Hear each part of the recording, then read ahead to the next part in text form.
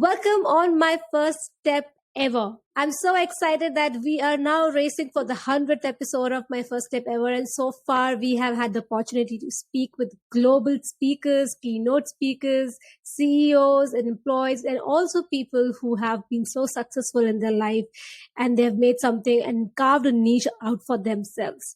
But today, as I speak to you, I have a very young, successful person in many ways because she has carved her own life and she finds her success in the cause that she supports. And by all means, please join me in welcoming Sana Khasawneh. Thank you so much for the lovely welcome, Ishani. I know that my name is a little bit difficult to pronounce, but I'm really excited to join your podcast and to be among the huge diversity of people who got the chance, to speak at your program. Thank you so much. And it's indeed not difficult. It's unique and it's something new for me. So I loved learning this beautiful name that you have. So before we move in, I like to introduce you to my listeners today. Sana is a road safety advocate from Jordan. She works as a project manager at Yours, which we will be talking about. She has been elected as the first ambassador of the European Year for Youth 2022 to recognize her voluntary work and initiatives in areas related to sustainability. And there's many more accolades that she has achieved in this short span of time. She's a very, very young, amazing, enthusiastic person. And if you see her success lies in the voluntary work that she has done, the passion that she has for road safety, the passion she has for youth empowerment. So it's a very different kind of success that we are talking about right now. And she is doing so well and being recognized for it because every time that we think about success, we equate it with age and money. So here's this new story that we are going to be hearing from Sana herself. So Sana, let's just start with understanding that where did you grow up and how was your childhood like? We love to know the Sana. The young Sana. Thank you so much. It's a really interesting question. I come from a big family. I grew up in the north of Jordan in a city called Irbid. It's a very beautiful city known of its field and of agriculture. And we have many ancient Roman cities that were established there. Whoever comes to Jordan, they have to travel to the north of Jordan because you can also see the beauty of our neighboring countries. You can see the Golan Heights of Syria, and you can see also Palestine and Lebanon on the horizon. So it's a really beautiful city, and I'm grateful I had the chance to grow up there. I'm the eldest in my family. I have 5 sisters and 1 brother. My mom is an art teacher at a public school in our neighborhood. So you can say that I grew up with lots of arts. I had crayons and brushes and watercolors when I was a kid. And I have so many pictures of myself, like drawing and painting. And my mom gave me so much liberty as a kid. She would let me paint on the walls and on the floors. She would let me paint on anything, even like ruin the books that we have, ruin the furniture. And she would tell me, okay, just be yourself, express yourself, and I will clean it up. Don't worry, this is washable, I will clean it up. So like my mom gave me so much space, to discover my talents and to be myself. And I'm really grateful for that. My father on the other side, he was so passionate about reading. And I remember as a kid, I always saw him having, a newspaper or a book in his hand. I remember I was like 2 years old and he would make me sit in his lap and, hold the newspaper and like start pointing at words and to teach me how to pronounce it. And I would say that I was able to read and write before my peers. At the age of 5, I could read the newspaper. I would, rewrite the pieces of the newspaper, on my notebook. And I had really beautiful handwriting. So you can say that I started reading at a very young age. I started drawing at a very young age. And I was always a curious child, asking so many questions, and because of the liberty that my parents gave me, I had so much confidence. So I would speak to, people older than me. I didn't have trouble starting conversations with people. So the adult me, Sana, today, I would start, conversations with strangers in the transportation, I always try to break the ice whenever I'm meeting people for the first time.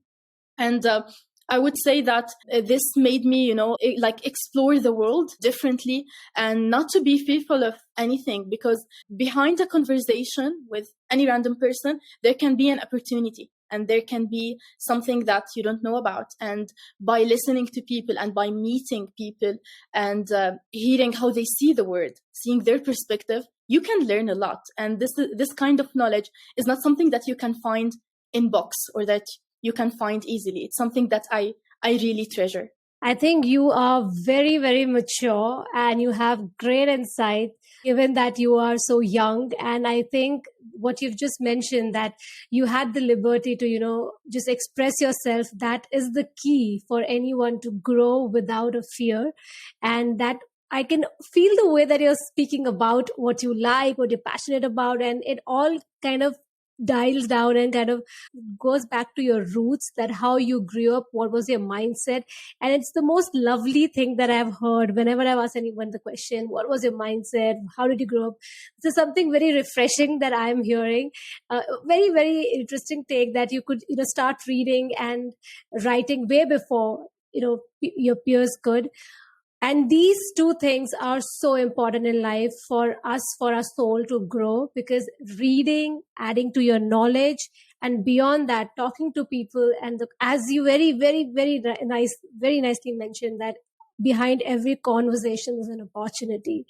And the first step that we kind of face the roadblock is we feel so scared talking to anyone because we have all these doubts of being judged. What will they think? Can I speak the language? I might not be able to pronounce certain things certain way. What will they think about me? They'll laugh at me. So, Sana, that is such a great environment that you were brought up in, and kudos to your parents, because they just let you be the free bird that you are, and now you've blossomed into a beautiful butterfly that I can see. So thank you, Sana's mom and dad. We have learned a lot. So for everyone who's listening to us today, even if you are, adult enough to lead your own life, it just tells us that how you can parent yourself. The way Sana's parent has brought her up, those are the ways, the mindset that one develops. So if you're at a position that you are leading your own life, these are few things that you can help parent yourself. Yes, you don't need people around to, help you when you're at an age when you can do things for yourself. So moving on from here, Sana, let's jump in straight into a question I really love asking everyone, because that's where the biggest insights for a lot of us lie. But before that, I like to mention that you have been awarded the Best Film Prize for the Youth category at the Global Road Safety Film Festival 2022. Congratulations.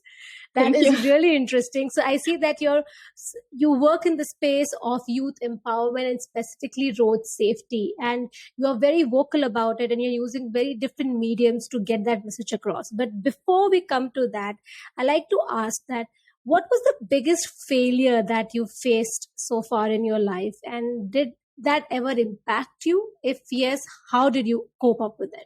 This is a really super important question. Actually, I believe that words have energy. So I'm very careful about the words that I tell to people and the words that I tell to myself. So saying the word failure, it's such a big word to me. So I do my best to accept myself and accept the things that I do, and to believe that there is always room to make mistakes, and you can always, overcome your mistakes and become a better version of yourself. So to me as a person in their late 20s, I believe that I don't have any major failures in my life. It's I still have, some room to learn and to grow, especially in my career and in my relationships, in my friendships. I do my best not to be harsh to myself, So I wouldn't say I have something like a major failure. I would honestly tell you that at some point in my life after graduating, since we have so many unemployment in Jordan, I struggled to find a job, and it was a super stressful time for me. Thanks to my professors, to people in my surrounding, I was able, to find some freelancing opportunities and to work with nonprofit organizations. But it's stressful for a young person not to find something long-term or something permanent. And I was under so much pressure telling myself, what's next? So I have a contract now for 3 months. What's next? What if it's not renewed? And then I learned that, there are always opportunities and we just need to keep looking. And we shouldn't limit ourselves to thinking, okay, it's either this or that. No, there are a huge range of opportunities for us. And after working with the nonprofit field for 1 year, my background is in architecture. So I worked for 1 year about designing housing units for the low income families in Jordan. After that, I decided that I want to pursue my career in the sustainable development field. And I was looking, for a master's degree. That's when I decided to study sustainable mobility and road safety management.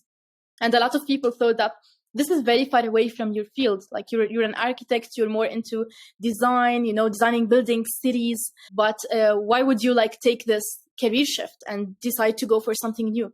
But I believe that I had much more to offer to the world. And it's sitting in one office, behind the desk and designing is not something that I wanted to do for the rest of my life. As a social person, as an extrovert with multiple interests, I found myself that I need to break the shell and put myself out there, and discover new opportunities, even if it's kind of far away from what I studied earlier. And I'm really grateful I took that step. I left Jordan to Beirut, to Lebanon, and I did my master's degree in USG, University San Joseph of Beirut. It was a great experience for me because I made so many friends and I was exposed to a totally new environment. And yes, it helped me a lot to shape my new self.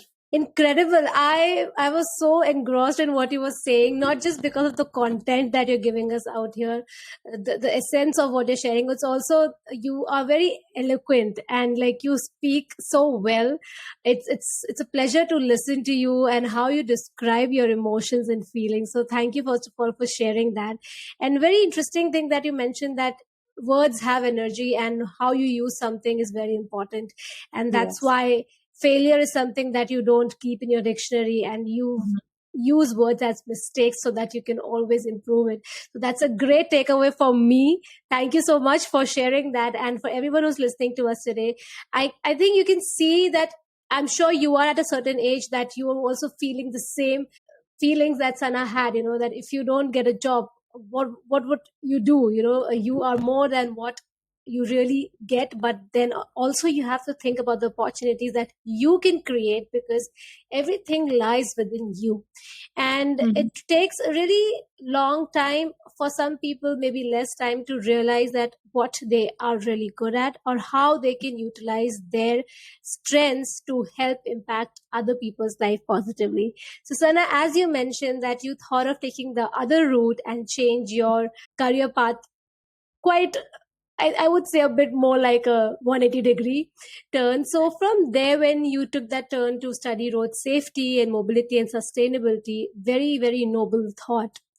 How did that journey sort of unfold from there? What were the efforts that you took to get to the first step of being the influencer, the advocate that everyone knows of now? When I was a school student, we had all the time police officers coming to do campaigns on road safety, teaching us how to cross the road safely. They did a lot of writing competitions and drawing competitions just to know how we perceive safety on the streets. Like in Jordan, it's something very common that we hear about every single day, the death of young people because of road crashes. People just accept it. Even though it happens so frequently, it's on the news on a daily basis, but people think, okay, it's destiny. It's their fate to die because of a road crash. To me, this is not fair. This can be me. It can be someone I love. It can be one of my friends, one of my family. And in Jordan, we're a small country. So I always say Jordanian people are my bigger family. So the loss of any Jordanian feels like a personal loss to me. If I see a mom weeping on TV because she lost her child because of a road crash, I can feel her pain. And I wish that we can do something to hold people accountable because of the tragedy that happened. No one should die because of a road crash. Because I believed in this cause so much, I found that by studying it and by, having professional experience in it, then I can contribute to my country and help save lives. Because I did a quick search and I found that we're one of the highest countries, fatalities caused by road crashes. And we don't have many people experienced in this field. We don't have an agency, a lead agency, working to lower the number of fatalities and serious injuries caused by road crashes. So I felt like this is a step that I need to take. There are so many architects in Jordan, but not so many road safety experts. And that's when I decided, to move to Beirut to study sustainable mobility and road safety management. And this specialty wasn't available in any university in Jordan. There, I met people from different countries in the Arab world. And then later, I could move to Geneva to do my internship with the Global Road Safety Partnership. And I learned a lot about how do we shape policies that save lives. And I had my main focus on saving the lives of youth, because every year we lose around 300,000 people. It's a huge number. Like, it's almost like 1,000 young lives lost every single day on the streets globally. So we are one of the most affected age group by this epidemic. And I felt like we need to do something about it. Whenever I hear organizations talking about working with youth, they mention the climate, how young people, are the most affected by climate change. For example, they talk about gender equality. How do we as youth identify our gender today? And we talk about animals' rights. We talk about how we should change our diet, how we should change our mobility trends. But no one is talking about the number one killer of youth. When I ask this question to anyone, they think maybe it's, depression, or is it suicide? But in reality, no, it's a road crash. So by simply leaving your house every day to go to your university or to go to your work, or to simply, buy something from the supermarket, you need to cross the street, right? So there's a huge chance that you might lose your life because of that. And I found that we need more young people working in this field, because as the most affected age group, we should decide how should our cities, be designed to protect us as youth. And we should have a place at the decision-making tables to have a say about the policies that need to protect us. And we should hold all the decision makers accountable, not as victims, but as peers. Like, we should be seated with decision makers and share the decision-making process. Because, young people are usually underestimated. And this is something that bugs me a lot. We have a huge potential and we should be addressed and taken seriously. There is so much that we can offer to the world. I definitely agree with you, Sana. And you speak with great passion, sharing the steps that you have taken to finally get to the decision that why you wanted to, walk the path of the road safety for the youth, and also your reason behind why do you want the youth to be part of it. It's incredible. Love that you are taking some action and involving the people who are affected by the issue, so that they can become serious about it. And if they speak to their generation, it might be heard and understood better. So thank you so much for taking us through your process of how you took your first step. And I would say it was the most logical, well-researched, yet backed by your own reasoning that you made the decision. And this is a very, very good way of taking a decision. So for everyone, the youth who's listening to us today, wherever you are in the world, this is an amazing girl out here, Sana, who is really standing the front very strong, and she has a very strong voice, and she teaches us something very important, that when you are fighting for a cause, you can't do it alone. You have to pull in the other voices who have the same goal, or even if they don't have the goal, but they want to do something to help other people.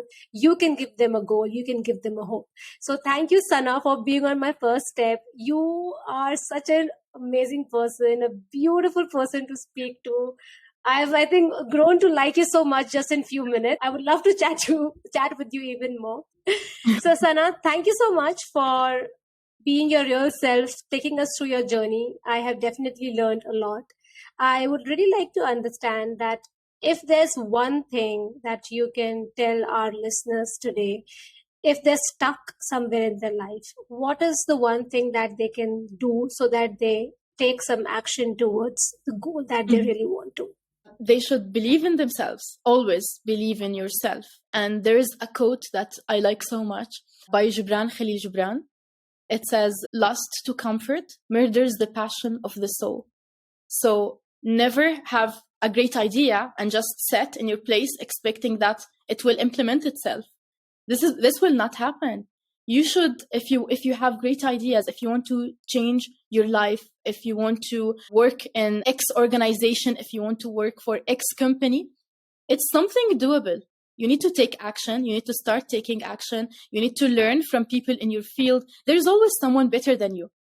And you should surround yourself with people that are better than you, so you can like grow your experiences, grow your skills, and set targets for yourself, because this is the easiest thing to do towards achieving your goals. And from my experience, before I started working for this organization that I work for right now, it was a website that I surf on the web. It was, to me, it was a newsletter I received monthly on my email. But then I decided that I want to work for this organization, and I did all my best, to make it a reality. To me, everything is doable. I believe I made everything I wanted in my life. I ended up getting it. And I believe with this mindset, you can make anything happen. The secret is about, believing in yourself, in your abilities, that there is no limit to what you can do. And today we live in a world that is so full of opportunities, for everyone, as long as you have, it's very competitive as well. There are so many opportunities, but there's so much competition. It's really essential for us as youth to work on our skills and to learn from people who have more experience than us. And then we can get going, and everything will fall in the right place. Lovely. That was lovely. What an amazing note to end this episode on. And you have also already given us your favorite quote, which is amazing. So thank you, Sana, for being on my first step ever. And I know a lot of you have loved what Sana has spoken today and all about her thought process. And if you really want to know a bit more about her work and what she does, I will leave a link, because as she said, it's always good to learn from people so that you can improve yourself. And I think she's a very, very interesting and curious personality to learn from. So thank you, Sana, for being on my first step ever. It has been a pleasure chatting with you. I've thoroughly enjoyed this episode chatting with you. Thank you.